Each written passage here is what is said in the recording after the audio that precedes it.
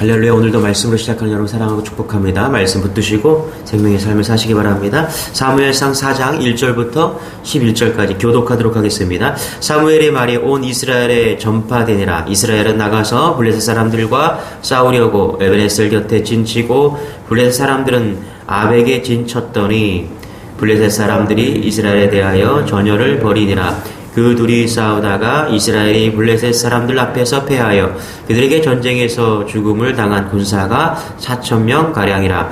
백성이 진영으로 돌아오매 이스라엘 장로들이 이르되 여호와께서 어찌하여 우리에게 오늘 블레셋 사람들 앞에 패하게 하셨는고? 여호와의 언약궤를 실로에서 우리에게로 가져다가 우리 중에 있게 하여 그것으로 우리를 우리 원수들의 손에서 구원하게 하자 하니, 이에 백성이 실로에 사람을 보내어 그룹 사이에 계신 만군의 여호와의 언약궤를 거기서 가져왔고, 엘리의 두 아들 홈리와 비나스는 하나님의 언약궤와 함께 거기에 있었더라.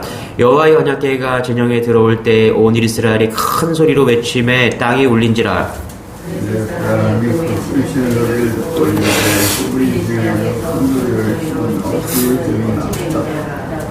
여호와의 궤가 진영에 들어온 줄을 깨달은다. 블레셋 사람이 두려워하여 이르되 신이 진영에 이르렀도다 하고 또 이르되 우리에게 화로다. 전날에는 이런 일이 없었도다. 우리에게 화로다. 누가 우리를 이 능한 신들의 손에서 건지리요. 그들은 광야에서 여러 가지 재앙으로 애굽인을 친 신들이니라. 너희 블레셋 사람들아, 강하게 되며 대장부가 되라. 너희가 이브리 사람의 종이 되기를 그들이 너희의 종이 되었던 것 같이 되지 말고 대장부같이 되어 싸우라 하고.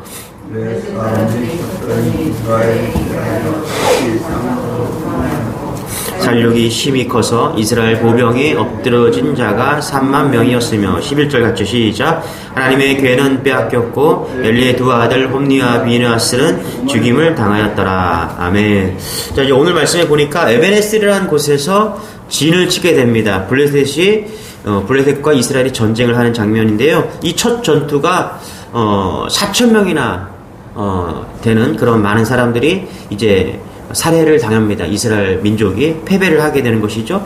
1절 2절 다시 한번 읽어볼게요. 시작. 사무엘의 말이 온 이스라엘에 전파되니라. 이스라엘은 나가서 블레셋 사람들과 싸우려고 에베네셀 곁에 진치고 블레셋 사람들은 아벡에 진쳤더니 블레셋 사람들이 이스라엘에 대해 전열을 벌이라. 전쟁을 그 둘이 싸우다가 이스라엘이 블레셋 사람들 앞에서 패하여 그들에게 전쟁에서 죽임을 당한 군사가 4,000명 가량이라. 그러니까 패했다, 그렇죠?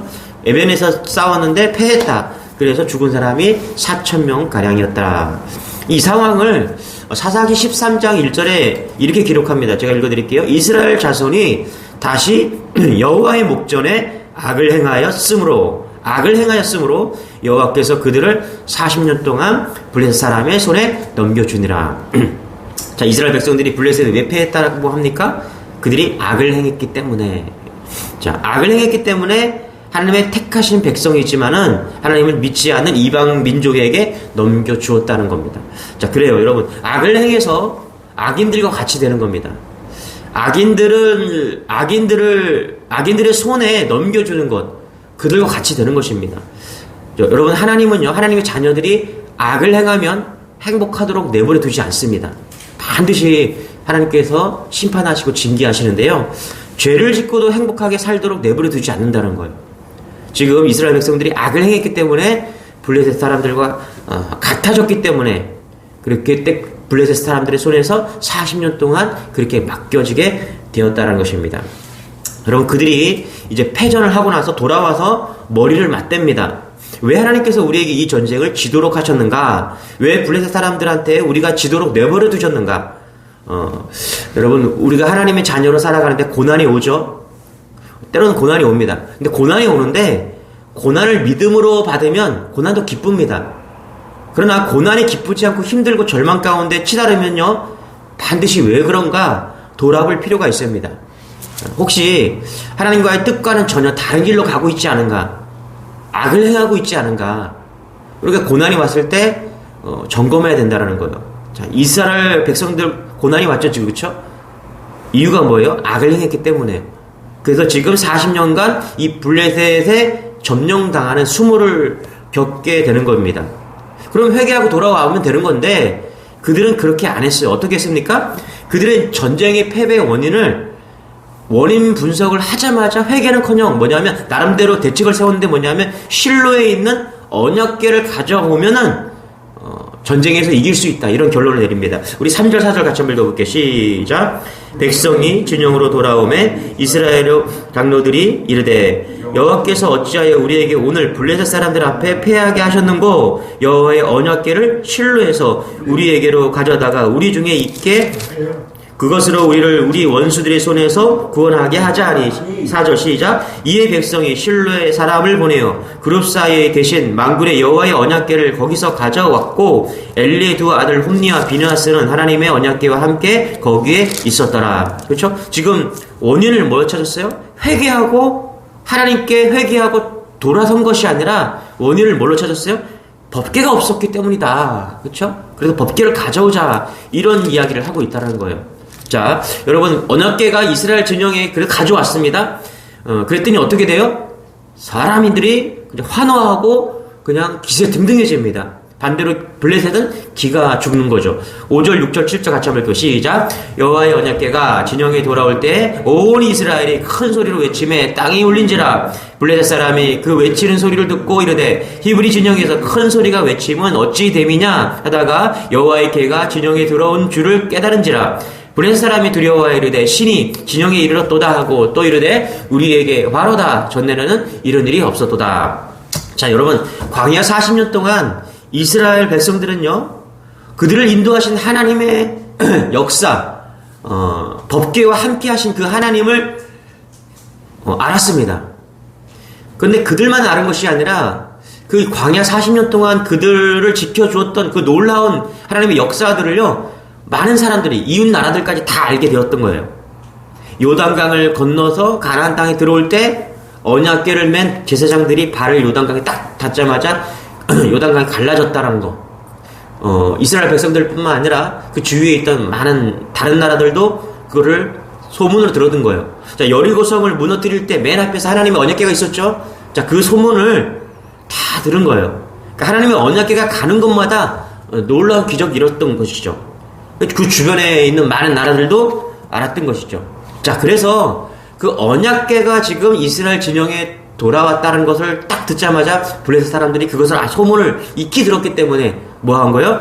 두려웠다는 거예요. 8절에 이렇게 말합니다. 우리에게 화로다. 누가 우리를 이 능한 신들의 손에서 건지리요. 그들은 광야에서 여러 가지 재앙으로 애굽인을 친 신들이니라. 그렇죠? 지금 블레셋 사람들이 블레셋 군사들이 지금 뭐라고 그래요? 지금 그렇죠? 신들이 하나님이 지금 왔다 이렇게 얘기한 거예요. 자, 그런데 여러분 결과가 이 싸움의 결과가 또 어떻게 되냐면 10절 11절입니다. 같이 한번 11절입니다. 같이 시작.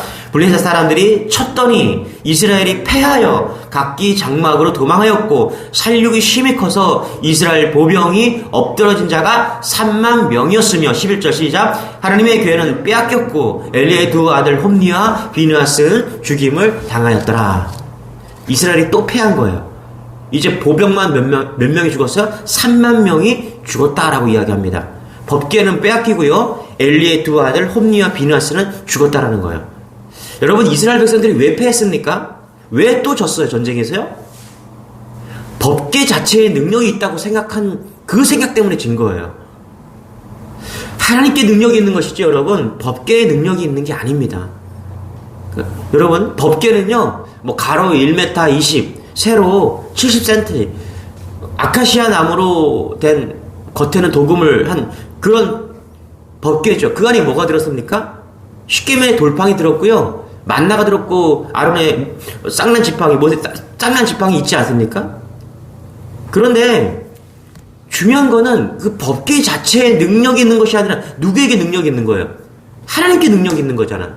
그러니까 성막에 법궤를 둘 까닭을 그룹 사이에 법궤를 둘 까닭은 뭐냐면 하나님이 그곳에 임재하시겠다는 거예요. 법궤에 능력이 있는 것이 아니라 법궤의 어떤 상징물로서 하나님이 임재하시겠다는 그 상징물로서 법궤를 주신 것이죠.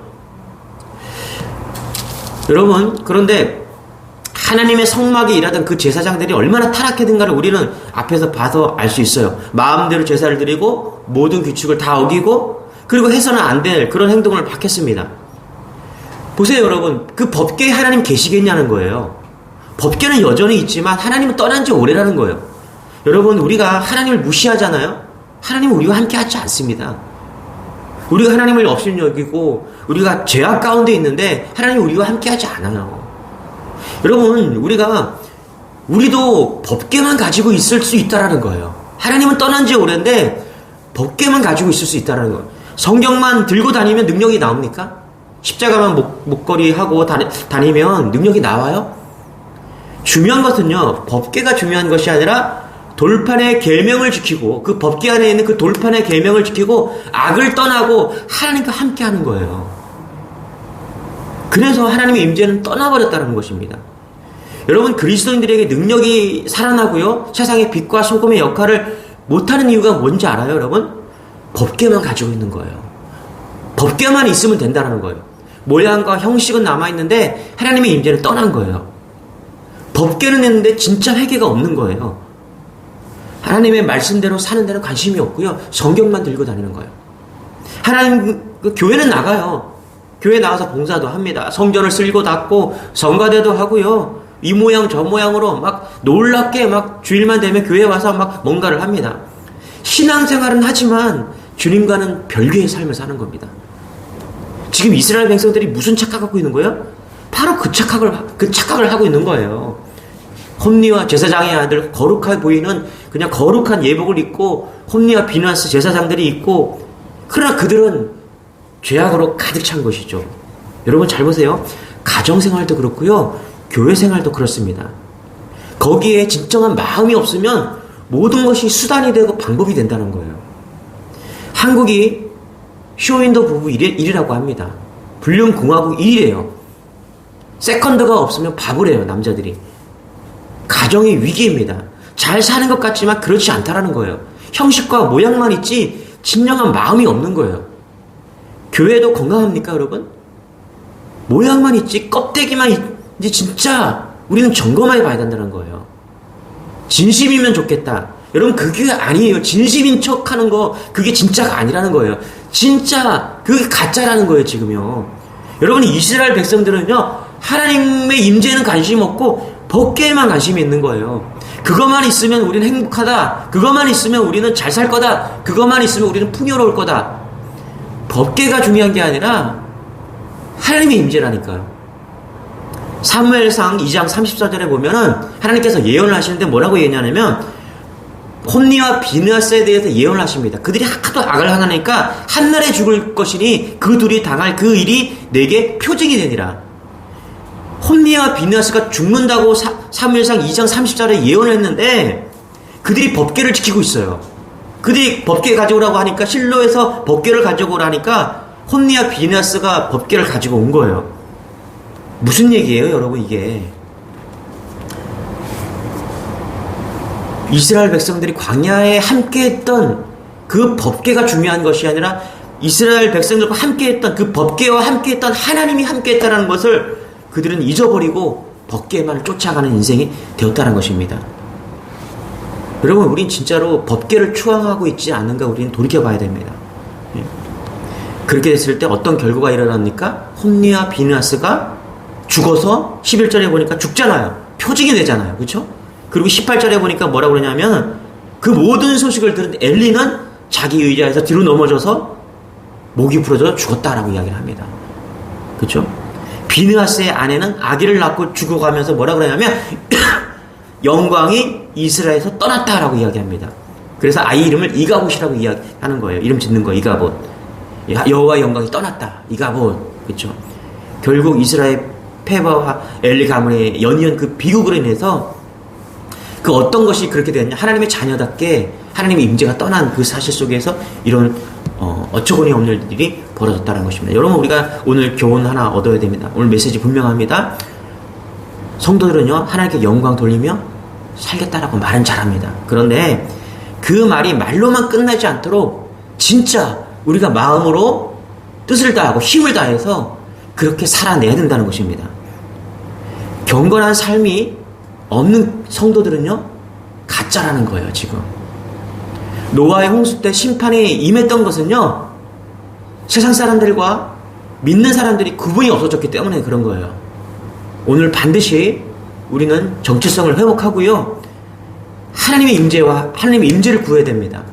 법계에 관심이 있는 것이 아니라 하나님이 우리와 함께 해야 된다는 하나님의 임재에 관심이 있어야 되는 거예요. 오늘도 중심으로 사시기 바랍니다, 여러분. 가짜 그리스도인이 아니라 진짜 그리스도인으로 사시기 바랍니다. 그럴 때 우리가 영적으로 승리하는 겁니다.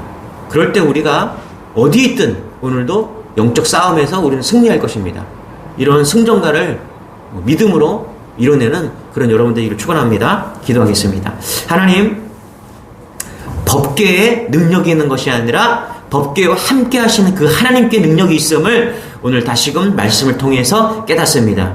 이스라엘 백성들이 악을 행하고 돌이키지 않음으로 인해서 블레셋과의 전쟁에서 패했습니다. 그러나 그들은 깨닫지 못하고 여전히 법궤만을 쫓아갑니다. 여러분, 하나님을 쫓아가는 인생이 되게 도와주옵소서. 오늘 하나님과 동행하게 하여 주시고 하나님 임재에 우리도 목말라 우리가 중심으로 하나님을 찾는 신앙이 될 수 있도록 하나님 은혜를 더하여 주옵소서. 가짜가 아니라 진짜 믿음의 성도들이 다 될 수 있도록 은혜를 더하여 주옵소서. 감사드리며 예수님의 이름으로 기도드리옵나이다. 아멘. 말씀 붙드시고 진짜 성도 될 수 있도록 우리 주여 한번 해주고 기도하겠습니다. 주여, 주님 감사합니다.